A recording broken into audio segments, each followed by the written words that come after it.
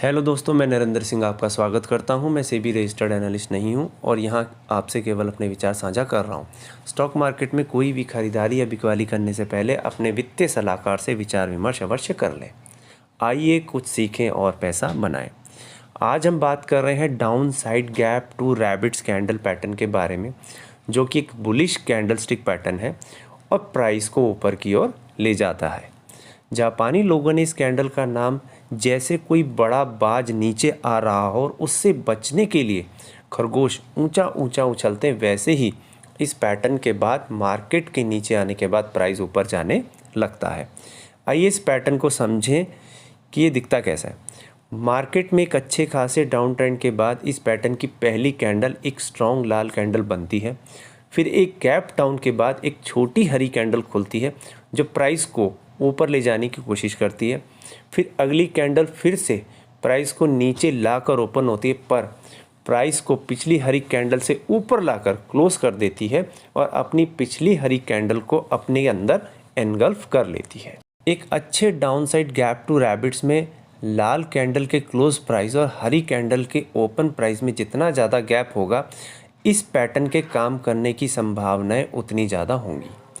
ये कुछ अलग अलग प्रकार के downside two rabbits pattern है जो समय और परिस्थिति के अनुसार अपना काम कर देते हैं। जहां एक और downside gap two rabbits गिरते हुए प्राइस को ऊपर ले जाता है, बिल्कुल इसके विपरीत upside gap two crows ऊपर जाते प्राइस को नीचे ले आता है। आइए इसके बनने के पीछे की साइकोलॉजी और वॉल्यूम को समझें। मान लीजिए कोई स्टॉक नीचे आ रहा है और आप एक स्ट्रॉन्ग रेड कैंडल बनती देखते हैं जिसका वॉल्यूम भी काफ़ी बेहतर है, जो ये दर्शाता है कि सेलिंग काफ़ी हुई है और सेल पोजीशन बन रही है। पर क्योंकि प्राइस एक पुरानी सपोर्ट के आसपास है, तो अगली कैंडल में सेलर प्राइस को और नीचे ले जाकर ओपन करते हैं, पर प्राइस सपोर्ट के पास होने के कारण नए बायर्स बाइंग करके प्राइस को थोड़ा ऊपर ले जाते हैं। इस कैंडल का वॉल्यूम पिछली कैंडल से थोड़ा बेहतर होता है। फिर अगली कैंडल में सेलर प्राइस को और नीचे ले जाकर ओपन करते हैं, पर नए बायर्स फिर से एंटर करके प्राइस को थोड़ा ऊपर ले जाते हैं और इसका वॉल्यूम पिछली कैंडल से थोड़ा और ज़्यादा बेहतर होता है, जो ये दर्शाता है कि ज़्यादातर सेल पोजीशन अब ख़त्म हो चुकी हैं और अब प्राइस के ऊपर जाने के चांसेस काफ़ी अच्छे हैं। आइए देखें क्यों ये पैटर्न प्राइस को ऊपर ले जाता है। अगर आप इस पैटर्न का ओपन मार्क करें और फिर इसका हाई मार्क करें और फिर इसी पैटर्न का लो मार्क करने के बाद अंत में इस तीनों कैंडल के सेट के पैटर्न का क्लोज मार्क करें, तो आप देखेंगे कि ये पैटर्न एक स्ट्रॉन्ग हैमर बना रहा है और एक अच्छी हैमर बॉटम पर बनकर प्राइस को ऊपर ले जाती है। वैसे तो ये पैटर्न केवल 3 कैंडल का सेट होता है, पर आप इस प्रकार के 4 कैंडल के सेट को भी downside gap two rabbits मान सकते हैं। कौन सा टाइम फ्रेम बेस्ट है इसे ट्रेड करने के लिए? आप downside gap two rabbits को डेली, वीकली या मंथली टाइम फ्रेम पर ट्रेड कर सकते हैं, पर डेली टाइम फ्रेम पर ये सबसे बेहतर रिजल्ट देता है। और अगर आप इसे इंट्राडे में ट्रेड करना चाहते हैं तो 5 मिनट टाइम फ्रेम सबसे बेहतर माना जाता है। इसके वॉल्यूम में खास बात का ध्यान रखें। जैसे ही इस सेट की पहली कैंडल बने तो आप इसका वॉल्यूम देख लें, फिर अगली हरी कैंडल का वॉल्यूम छोड़कर उससे अगली हरी कैंडल का वॉल्यूम देखें और इसका वॉल्यूम लाल कैंडल से ज़्यादा होना चाहिए, और अगर ये ज़्यादा है तो बेहतर है।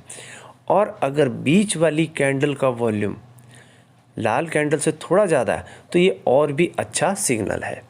आइए देखें इसे ट्रेड कैसे कर सकते हैं। मान लीजिए कोई स्टॉक का प्राइस नीचे आ रहा है और प्राइस के काफ़ी नीचे आने पर आप एक स्ट्रॉन्ग रेड कैंडल देखते हैं जिसका वॉल्यूम भी काफ़ी बेहतर है। फिर एक गैप डाउन के बाद अगली हरी कैंडल बनती है जो प्राइस को थोड़ा ऊपर लाकर बंद हो जाती है, जिसका वॉल्यूम पिछली कैंडल से थोड़ा सा बेहतर होता है। फिर सेलिंग प्रेशर के कारण अगली कैंडल और नीचे खुलती है और अच्छी बाइंग की वजह से प्राइस को ऊपर लाकर क्लोज करती है और इसका वॉल्यूम बाकी दोनों कैंडल से ज़्यादा होता है और ये पिछली हरी कैंडल को अपने अंदर एनगल्फ कर लेती है। और इस तरह ये 3 कैंडल का set downside gap two rabbit pattern को पूरा कर देता है। तो आप इस तीसरी कैंडल पर बाय पोजीशन प्लान कर सकते हैं, और अगर अगली कैंडल प्राइस को और ऊपर ले जाती है तो ये कंफर्म कैंडल है बाय पोजीशन बनाने के लिए। और स्टॉप लॉस आप इस पैटर्न के लो का रख सकते हैं और जैसे जैसे प्राइस ऊपर जाए तो आप प्रॉफिट बुक कर सकते हैं या फिर ट्रेल स्टॉप लॉस का प्रयोग कर सकते हैं। रिवार्ड टू रिस्क रेशियो 2:1 में रखा जा सकता है। पर एक ख़ास बात का ध्यान रखें, आपकी downside gap two rabbit pattern के बाद कंफर्मेशन वाली ग्रीन कैंडल जिस पर आप अपनी बाय पोजीशन बनाएंगे उसमें और आपके स्टॉप लॉस के बीच का अंतर ज़्यादा ना हो, नहीं तो आपका स्टॉप लॉस काफ़ी ज़्यादा हो जाएगा। आइए एक उदाहरण देखते हैं।